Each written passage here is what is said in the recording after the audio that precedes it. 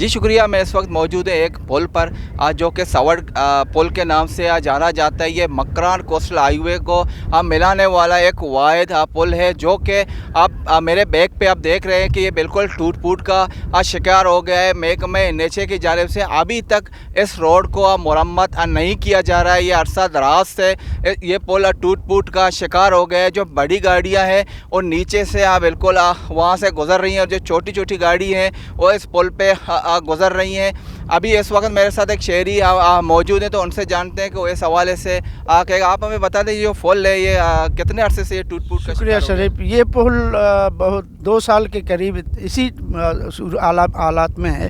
तो मैं समझता हूँ कि NH के पास मरम्मत के मद में तो बहुत सी पैसे हैं कोस्टल हाईवे के हवाले से। तो मेरी आवाम की तवस्सुत से NH और